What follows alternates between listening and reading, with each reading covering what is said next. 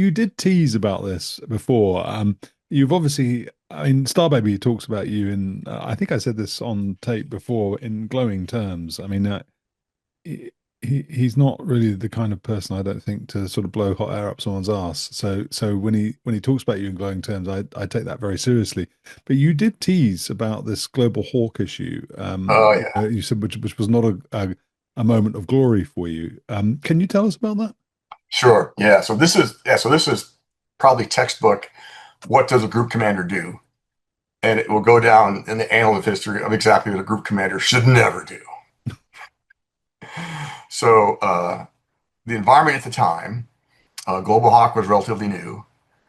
We were deep into testing it. I'm gonna guess that the aircraft itself had already been fielded, but we were immediately upgrading it. So on that seminal day of my career, the test mission for that day was a new sensor in the nose of the Global Hawk, $40 million sensor. So not a cheap bit of kit, I think you would call it. Uh, so I am in a meeting with the wing commander, and I selected the squadron commander in that organization. He was my guy. I picked him. So, and he was not a Global Hawk guy, just like I was not an F-16 guy, and I got F-16s. So nobody was a Global Hawk guy. So anyway, I picked him for his leadership acumen. He had the calm, cool, collective demeanor that is useful in many leadership environments. Some leadership environments, you need a candidate for asshole of the year. Some leadership environments, you need the hammer. Other ones, you need the wise old sage who sits back and says, back in my day, so in our leadership schools, we call it situational leadership.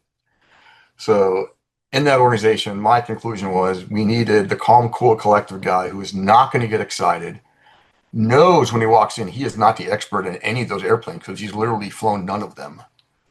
But he knows one of the great leadership lessons I took on one of my leadership courses was you're going to be put into a leadership position where it doesn't matter if you know the answer to the question. What matters is, do you know what question to ask of the people below you?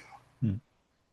So ask the right questions, don't have the right answers. And he was that kind of guy. So anyway, so I set him up big time. So he's in an airplane group he knows nothing about. He's completely reliant on the experts around him, as was I. And the airplane's up flying on a test mission with this gajillion-dollar sensor. I didn't know at the time there was a known failure mode in the airplane. I was now about to learn about it. The airplane flies up in the bozosphere. I mean, it's 60, 70, 80, however, how many thousand, it's way to hell up there. And in aviator temperature scale, it's RFC, really freaking cold. So, so the components up there have to tolerate that environment. Well, it turns out that if I have the airplanes wrong, it's just because I'm old and don't remember right, but I'll say it as if I remember it right. The actuators for the flight controls on the wings were actually grafted from a Cessna Citation 10. So bizjet actuators that don't fly in the bozosphere. So if you get those things too cold, they don't respond the way they would in a Citation. And the flight control computer in a Global Hawk was programmed in a way that if I told the aileron to go to 3 degrees down, it had a position sensor on it and it would report its position. And if it went to 2.5 degrees down, I'll tell it one more time what part of 3 was unclear to you, and then ask it, where are you now? I'm at 2.6. I'm shutting off commands to that aileron because it's not doing what it's told.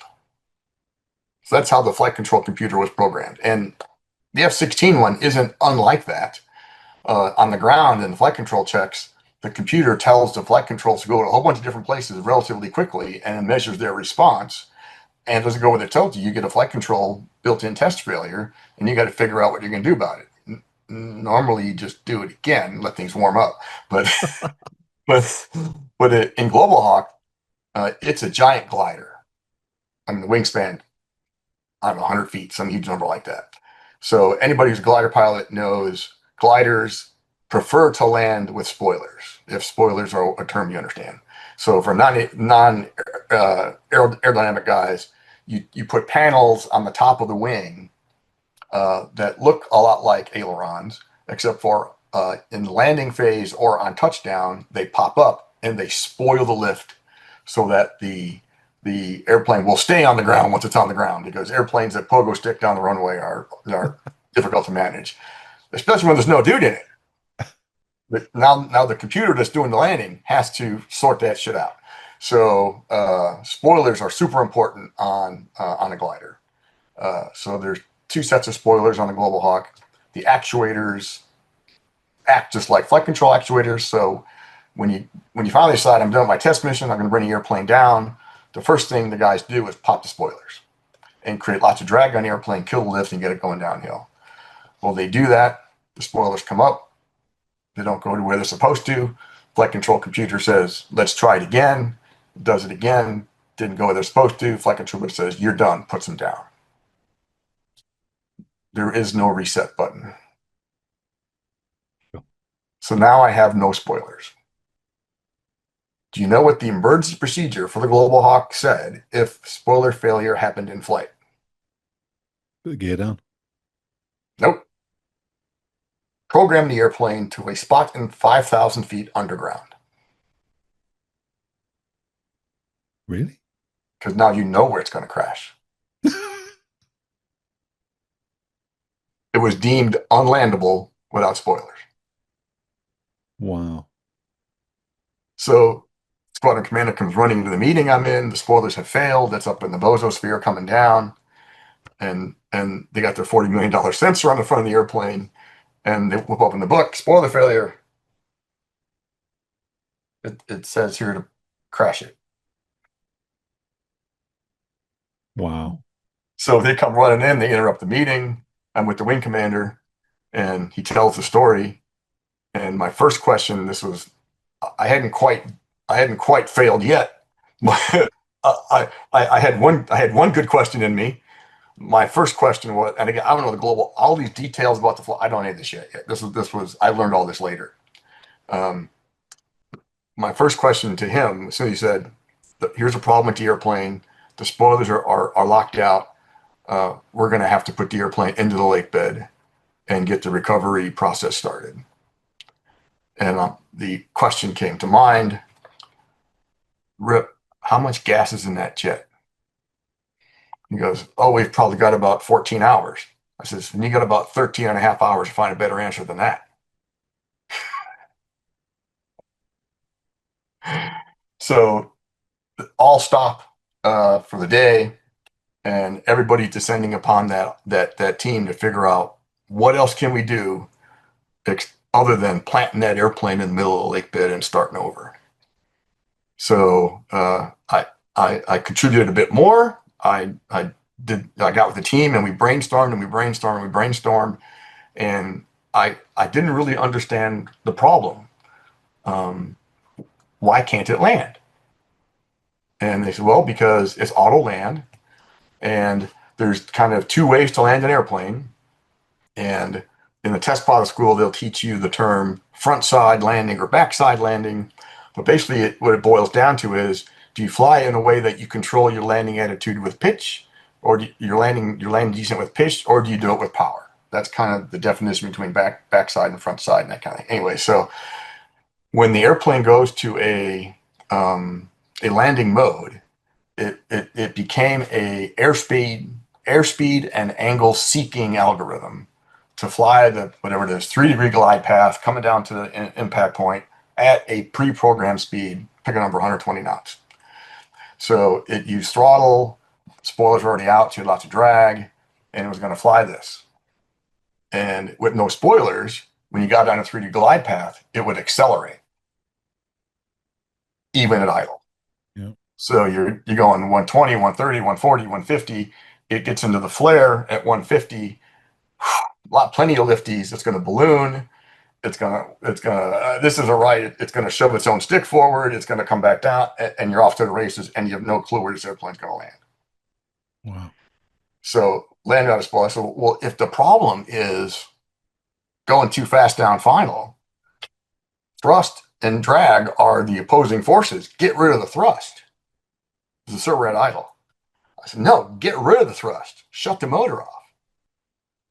And their response was, well, that's a one-way ticket. We can't restart the motor once we turn it off. I says, dude, we're on a one-way ticket. You've already told me the answer is a one-way ticket. So let's figure out what happens if we shut the motor off. He goes, well, we know what happens if we shut the motor off. Okay, what happens when you shut the motor off? It will stop doing what it was told to do, and it will auto land at its pre-programmed emergency landing point. Because if it's doing a mission and loses a motor, it knows where to go. Okay, what's its emergency landing point? Lake bed runway 30. Well, that's not a bad answer. It's going to auto land at lake bed runway 30. It says, well, yeah, but it's going to do it from way up high, and it's going to accelerate, and you're going to have the same problem. I said, well, not if we turn off the motor very late. I said, what do you mean? He says, tell it to go to lake bed runway 30 as its new landing point, not its program landing point on the regular runway. So tell it you're going to land over here today, because you can do that in flight. You could divert the airplane, divert it to where it's going to go when you shut the motor off. So those two are congruent. And then once it's there and on 120 knots on final, then shut the motor off. It's not going to have a lot of time to accelerate. And I got all these looks like,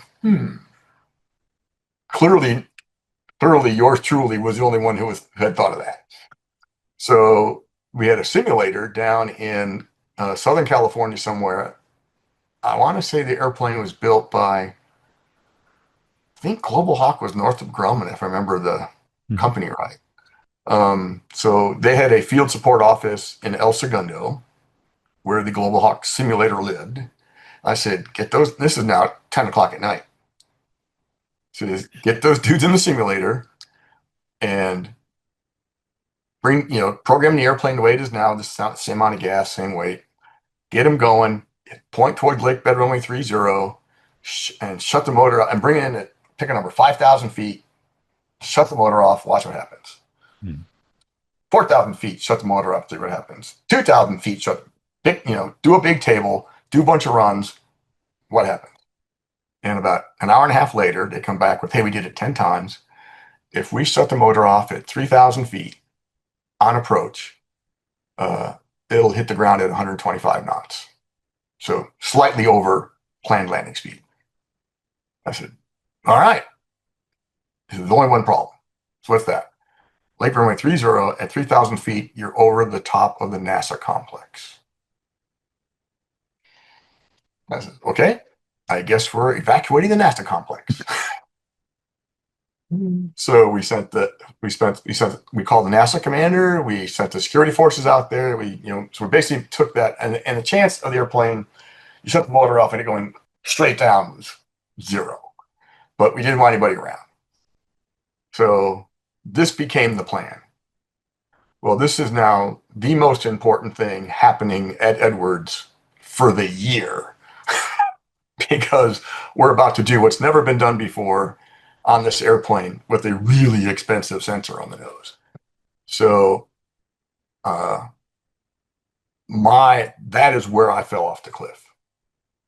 So knowing that this was the most important thing on the planet, instead of staying in my lane and being above the fray, I got into the weeds. And there was a lot of fear that I was not going to be the only one doing that. So the bad decision I made was to believe I needed to be the shield between the test team and the rest of the base leadership, and keep them out of the way so that the test team could execute this final decision. I was so spin the clock back a little bit. I was the previous squadron commander at Edwards that was in charge of base operations. So unknown to me at the time, I was literally, this is now after midnight, I was literally the only guy on the base who actually knew the airfield complex, the lake bed runways, the lake bed environment. I was the only one with a heartbeat at that time that actually understood all of that. So, squadron commander looked to me and said, "When was the last time we've checked lake bed runway 30?" And I said, "I don't know. I'll find out." So, first mistake, I'm going to find out the status of runway 30. So I called up my base ops team. We literally had a guy who had been at Edwards on the order of 50 years who knew every grain of sand on the lake bed. His nickname was Lake Bed Larry. And I called Lake Bed Larry to get his help, and I can't reach him. So in the end, the only people left that can determine the status of lake bed runway 30 should have been me. But since I was playing Shield, I passed that responsibility to the base operations team, who routinely go out on the lake beds and check them for clearance and whatever, who knew the lake bed areas very well. In fact, they trained me to be night qualified to drive on the lake beds in the dark. They quite literally put a bag over your head, take you to the middle of the lake bed, then take the bag off and say, "Get back to main base without crashing." Because there's ravines, there was things you could drive into that were bad, and there were obstacles and ruts and all that. So it wasn't just this clear piece of glass for hundreds of square miles. There were a lot of dangerous things that could happen. So to be night qualified, to driving a lake bed, you got to go through a training course, and the check ride was to take you out in the lake bed in the dark where you don't know where you're at, and you got to find your way back. So I called up these kids. They were kids, young airmen. I said, "Get in the truck, go check out lake bed 30, and let me know what you find." That was a mistake. I knew lake bed 30 was not an issue. It's about 15 miles from the end of lake bed runway 30 to Palmdale. What I really wanted to know was lake bed runway 30 all the way to Palmdale, because we didn't really know where it was going to land. It was going to be told to land on runway 30, but the simulator isn't the airplane. So we don't know where it's actually going to land. It'll be on center line of runway 30, but where it's going to touch down, big mystery. So what I should have done is got in the car with him and drove down lake bed runway 30. And the aha moment would have hit me at the end of runway lake bed 30, where it's actually painted with tar, it's black, and the headlights of the truck were looking out towards Palmdale, and there's lake bed in front of you. When I told the kids, "Go check out runway lake bed 30, they got to the end of lake bed 30, turned back around, went up and down it twice, called back on the radio, "Sir, lake bed runway 30 is in perfect condition. It is good to go." And I dropped that out of my cross check. What was more interesting was what was 1, 2, 3, 5, 10 miles long of the end of lake bed 30. And I knew it. But in that moment, my mind was in the wrong place. So the expertise that the squadron commanders were looking to me to provide that I didn't use. And I delegated that to my base ops kids and gave them the wrong instructions. Mm. I knew what I wanted them to do, but I told them, go check out runway lake bed 30. And in my mind, they would do what I would do and drive forever. They did what they were told. They checked out lake bed 30, came back, it's good to go. So airplane comes down. We're holding over the NASA complex until we get out of gas. I said, "We're going to burn all the gas and make the airplane as light as possible." We just sat there and burned gas down. And this is now 3 in the morning or so. "Okay, guys, time to go. Kill the motor." First difference between the sim and the airplane. you got to type a command in the keyboard to turn the motor off. That doesn't take 0 seconds. Yeah. And then it doesn't turn the motor off. It closes a valve on the airframe. So all the fuel in the line past that point still gets burned. So the airplane is programmed to land at the midpoint of runway 30. By the time the motor gets and the guy in the console is just freaking out because he typed in the engine kill command and it doesn't die, and it's coming down final, and the motor's not shutting off, and he's sending the command and saying the command, and the airplane's not shutting off.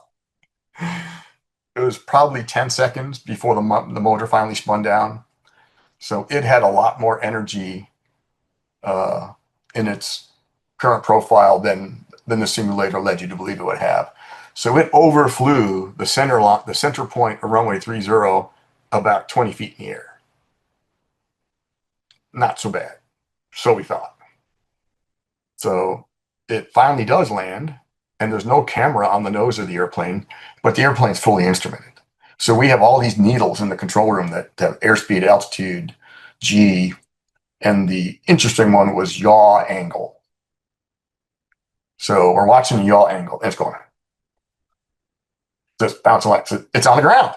It is bouncing down the lake bed, and it's programmed to stay on center line, and it's going to hit the brakes pretty soon, and we're all going to be heroes. Next thing you know, it goes. The yaw needle goes hard left. Well, that's not a good sign. And the engineer goes, sir, that's no big deal. It probably got in a rut and it just spun. So we're going to be fine. So big high fives in the control room. Everybody's happy. The airplane didn't crash, yada, yada, yada. So I get in the truck. We go barreling down Lake Bed Runway 30 in the dark. And we see two black lines in the dirt on the lake bed where it touched down about 1,000 feet short of the end of the runway. So 10,000 feet past where we thought it was going to. But the lake bed is relatively flat, and it didn't get to Palmdale, so this is going to be good. So we keep going, we keep going, we keep going, and then I just had the most let down of my life when the headlights showed me what I knew was there. Space shuttle landing lights. About 10 of them. 2 of them are now missing. Had the airplane landed 8 or 9 feet either way, we'd have missed them. But the right wing went right through one of them, busted off. That's why the airplane spun. I was the only guy that knew there were space shuttle landing lights a mile long of the end of runway 30, because if the shuttle was going to come land in Odd Edwards, it was going to point at those landing lights from way up high and then end up on the runway. Had I driven the runway myself, I'd have kept going past the end of the runway. I'd have seen those damn landing lights, and I would have called the civil engineers to get those damn things out of here, and they would have bulldozed them over. Then I would have been a hero. But as they say in aviation, you can go from hero to goat in a millisecond. And when I decided to tell the base ops kids to go check out runway 30 instead of doing it myself, I went from hero to goat, just like that. Now, in the end, everybody was happy. The airplane had a broken wing. I don't think they ever repaired it. I think they trashed the airframe, but the sensor was fine. It wasn't damaged. So, maybe they gave me a B+. But I felt like an absolute abject failure because I blew it. I knew I was the only guy that had the knowledge at the time that could have prevented that final piece, and I didn't use it because I was so worried about shielding my team from the rest of the base leadership that I got out of my lane and acted in that way, which was it literally haunts me to this day that I could have done something different. If you enjoyed this clip and want more, you can go to 10percenttrue.com, hit subscribe, and get early ad-free access to all my content. Appreciate your support.